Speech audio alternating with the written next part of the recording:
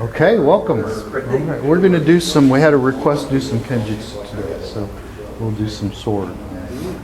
It's a lot of the same principles as what we do with the Jo, especially on the uchidachi, the sword side of the Jo, so it's the basis, really, of the Jo.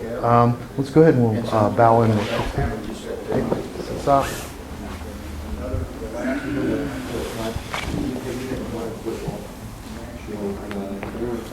Hey.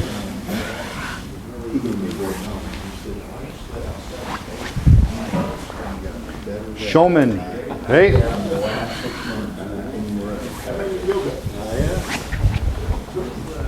Sogoni. Hey. All right. Okay. So there's some debate over which came first.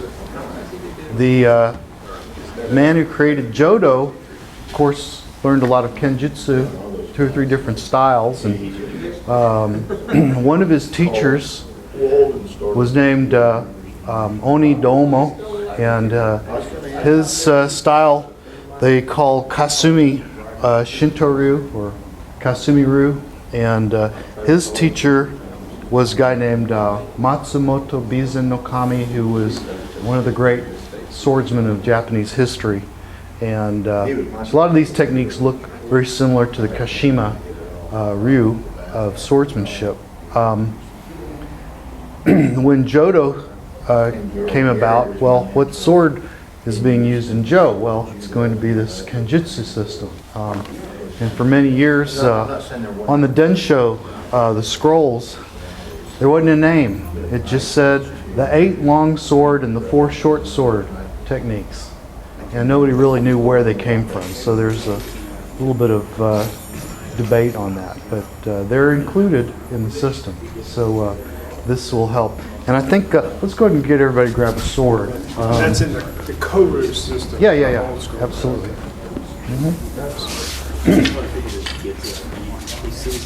Coincidentally, there's 12 techniques. That's a really nice number. A lot of things happen to come in 12s.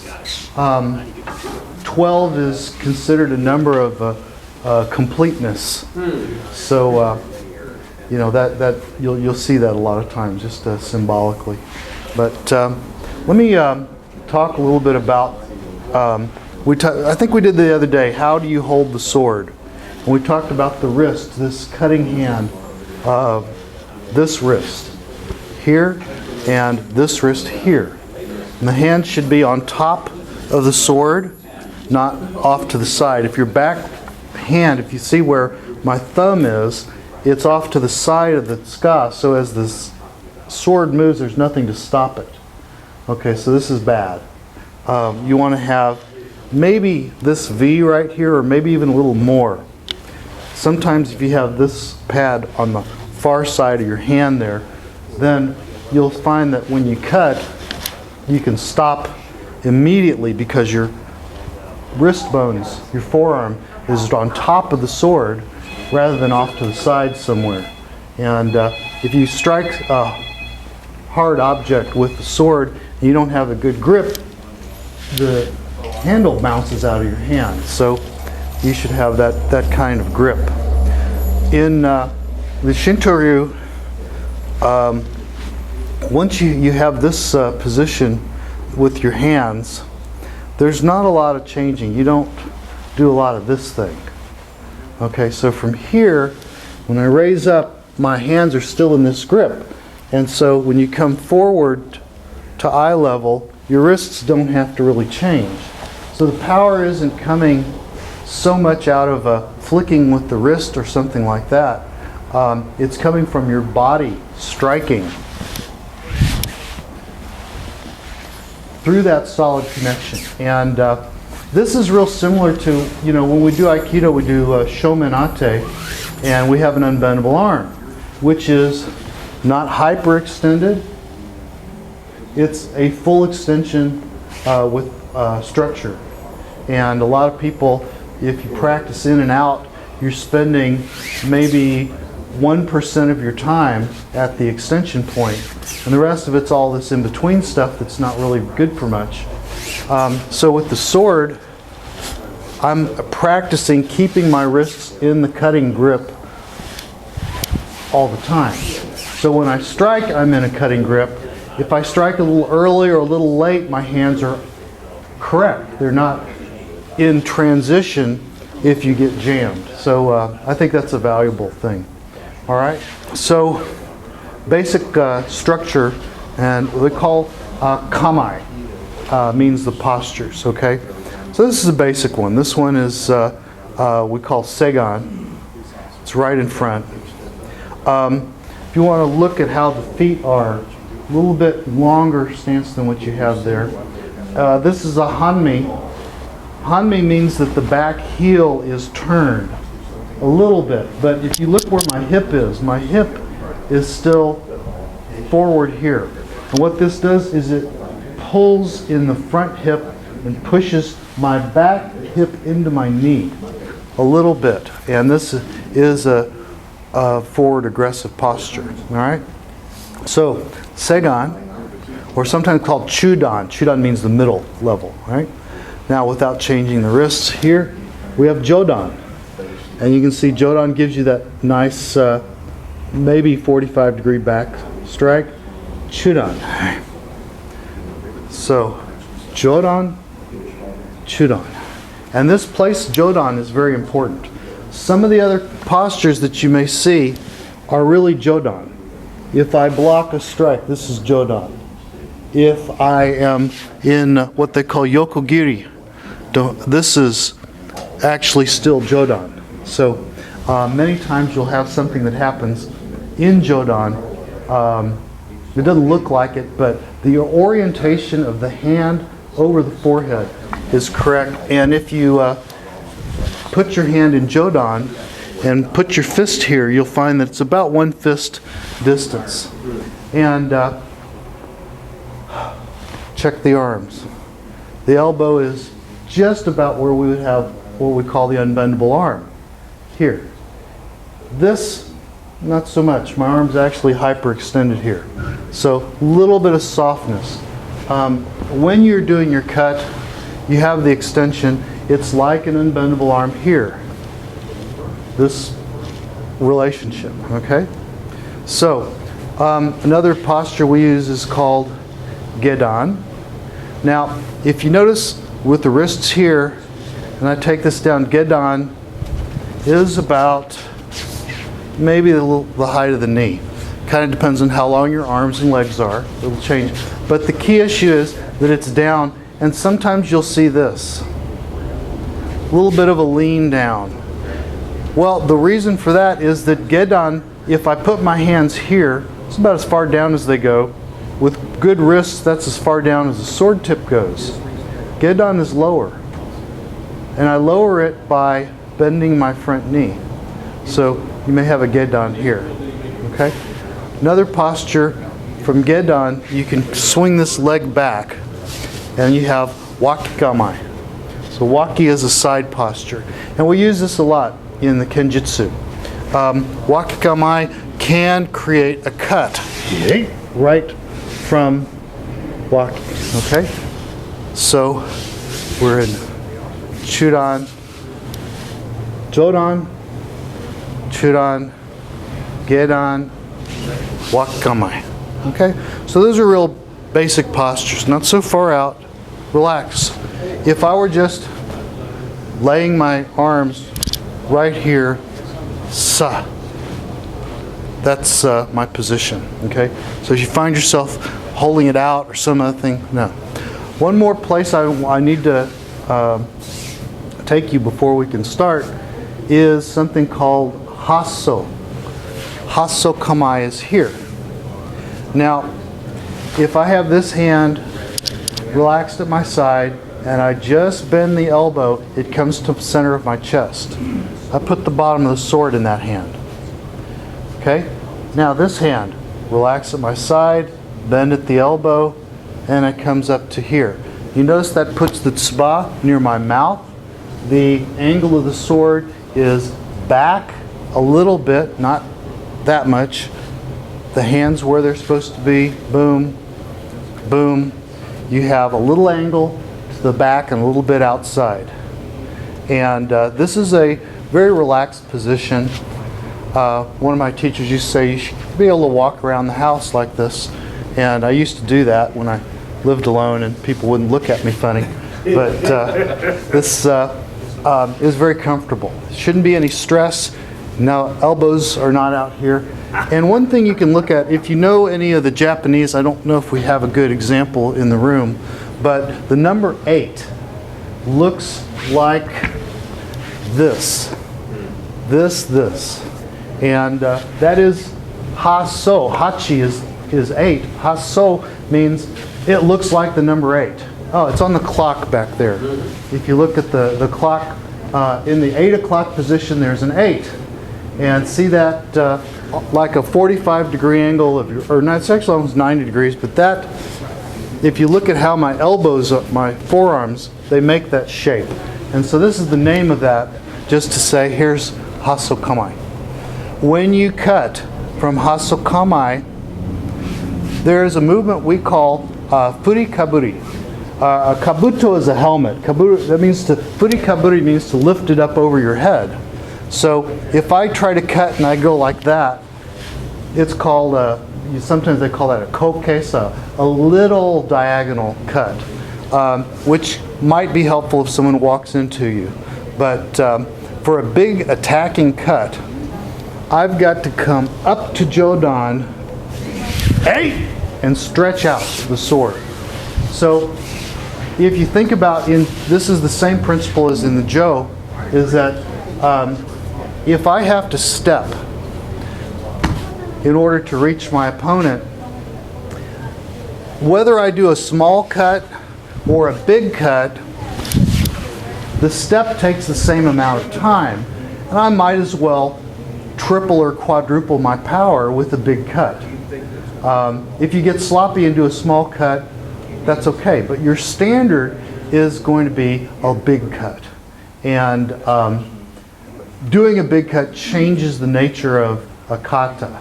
And we want to always play with that maximum power. All right? So from Hassō-no-kamae to cut, raise to jōdan, stretch out, and cut.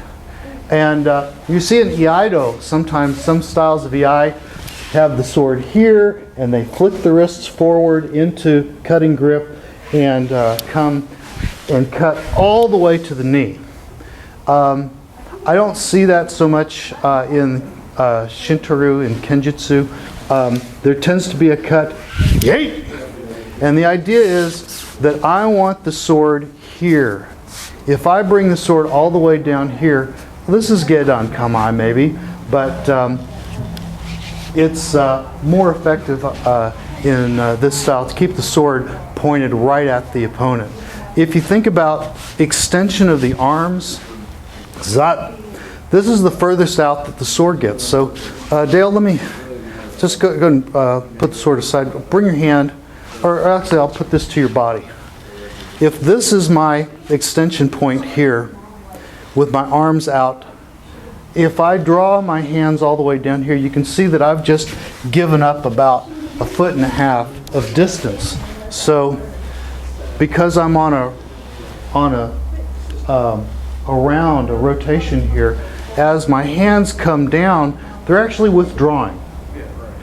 So this right here is my maximum distance, and this defines the ma of my encounter.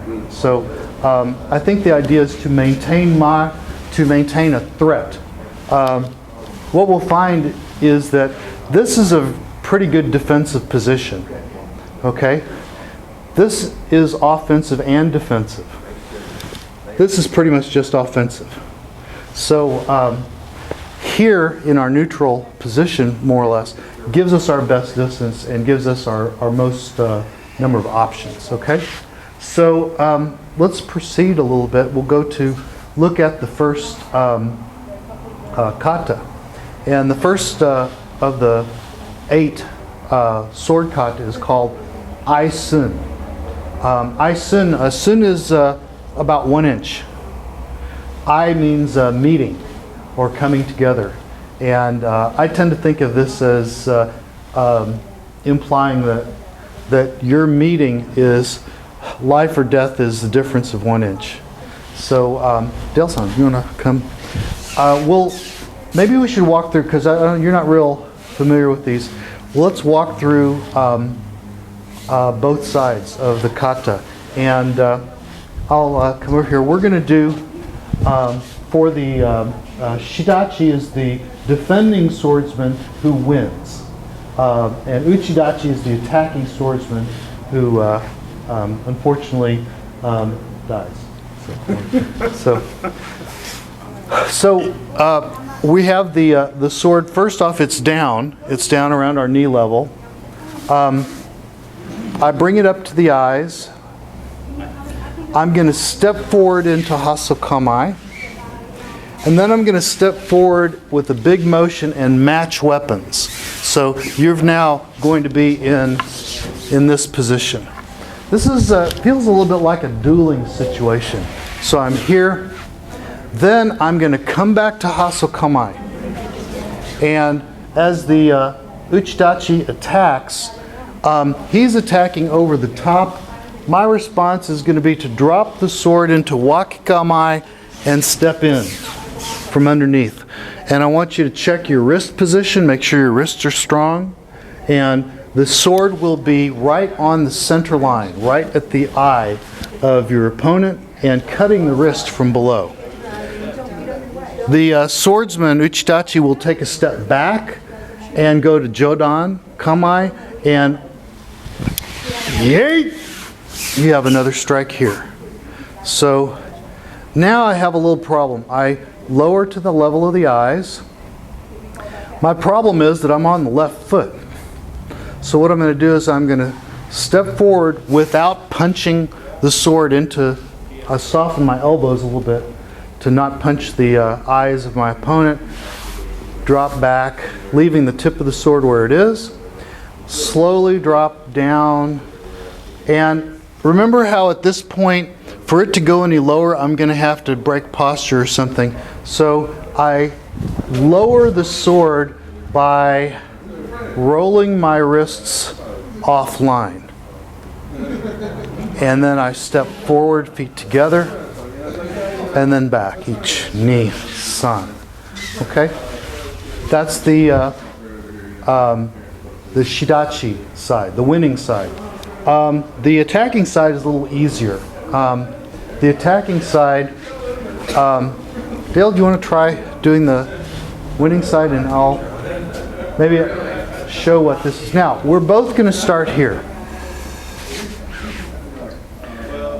You're going to react same timing as what I do. So I come up to here, you come up to here. There. Yeah. Hey. Hey. Yeah. Hey. Here. Good. Now I'm going to jump back into, step back into Hassō-no-kamae. Now I'm going to step forward with a big overhead strike, and you do the scooping cut from below. Yay! Into my eyes. You've got the underside of my left wrist. I step back to jōdan here, and you do the scooping cut. Drop the tip of the sword, big round cut on that side. Yeah. Yes. And at the end of your cut, you've stepped forward with your front foot, and step forward with your front foot, other front, a little bit bigger, and then your back foot, as your back foot comes in, there's a little bit of a cut here. Yes. So now we're done with the attack, your defense. I am going to do this. So you lower that to the eyes. You're on the wrong foot, so you have to bring the feet together, change your feet. Now start tracing the line right down my center line till it gets as low as it can go without sacrificing your kiri-te, your cutting wrist, and let it off to the side. When you do that, I do this. Feet are together, and each ni san. So this is the first kata. So again, here, 1, 2, 3, 4, 5, zat, 6, big, you don't have to step, just drop it and step in. Ah. So ayumiash, ayumiash. Ah, my gosh, you changing. You drop down, keep an eye. Feet together, back, forward, and back. Okay? All right, now you get to do the attacking side. Right? All right, Oli and John, why don't you do the side that he was doing, and let's please work with Oli. Let's practice for just a little bit that first kata Issen, gooey, it's kind of, well, the whole point of doing the swordsmanship is to feel the gaps in offense and defense and timing and connection. There's a musubi. If I'm here and you begin to do the technique,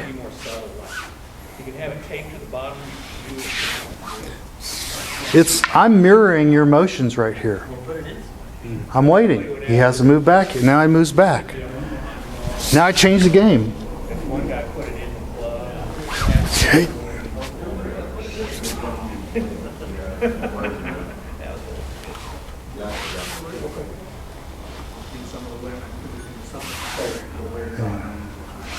And you should be able to feel that there's a connection of intensity between the two partners in this. Yes? Does the attacker step back before the second strike? First strike, does he step back? Yeah, what's happened is he's gotten cut under the wrist, and he steps back and goes to jōdan here. One note on what the swordsman is doing on this side is that I am striking right into the center line. And the fact is that on the first strike, I'm going to cut him here. And the reason I'm cutting this wrist is because of his posture.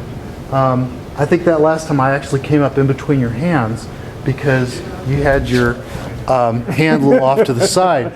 I really don't care where his hands are. It just so happens that I get here. But what I'm doing is I'm cutting right through his center line. And sometimes if you're here, you can see as I do this, as my body changes, the wrist that's exposed may change.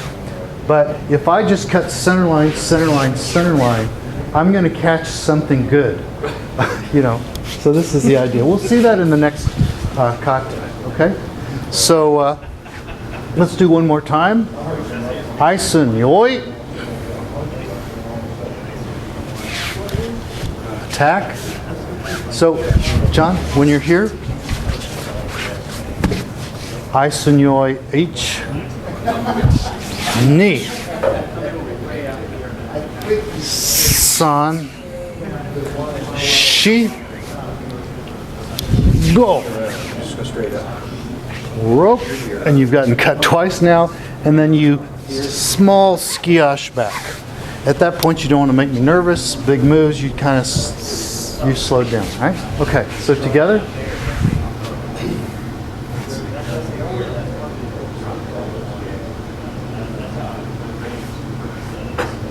Ah. Now we have a fight. There you go. Yay! Yay! A little half step back with your back foot.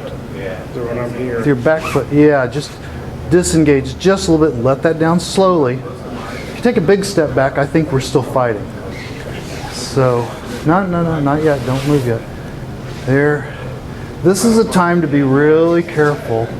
And all of this little stuff that we're doing, it's all part of the purpose of the tapestry. Is if you have a break in it, then really what happens, I don't want to practice bad beginnings and endings. One of my Aikido teachers used to talk about when you're doing a kata, that the action of the kata is pretty, that's a technique. Everybody understands the technique. But the things in between the techniques, how you are maintaining your zanshin the whole time, how you transfer from one foot to the next, how you disengage, how you circle back to position, those are really as important, if not more important, in a kata than just doing the techniques. Because the techniques standing by themselves, out of context, really doesn't, you know, maybe that's Renshu, but it's not kata. Kata has to have the sensibility of combat. Whether it's an Aikido kata, Judo kata, or a Kenjutsu. And if you say, you know, if you're here, you do this cut, and then you do jōdan, this cut, and then you go, okay, gotcha. That's not a kata anymore. It destroys the whole fabric. It has to be beginning to end with the whole context of a combative encounter with riai each place. I mean, a real fight may be a little different, but in this kata, it is a prearranged combative sequence that has a rationale for each motion. Hey? Question. Sure. At the end, we are coming back to, I just got here, back a little bit of cut. He goes down. Does he go down in the center or to the side? Well, here, let me show you. This to the side. And so from here, at this point, what I'm going to, I'm going to be here, this foot. So what I'm going to do is this. You're going to take a little step back. Okay. Little step back, Both just to feet? disengage. If I don't take the step back, then you're cutting Yeah. my stomach and belly as you come down. So from here, I want to Okay. come back this way. That makes sense. Yeah. Both my feet come in, Yes. or my one foot comes in, my other one goes out. I come down to about here. Yeah. Are these separate actions? When does the foot come up? Here? So doing the ending motion of this.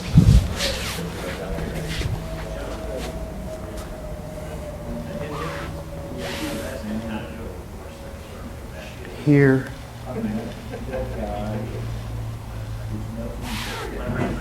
So it's almost, you're almost completed with that move before you step up. Yeah. Yeah. Hey. Okay.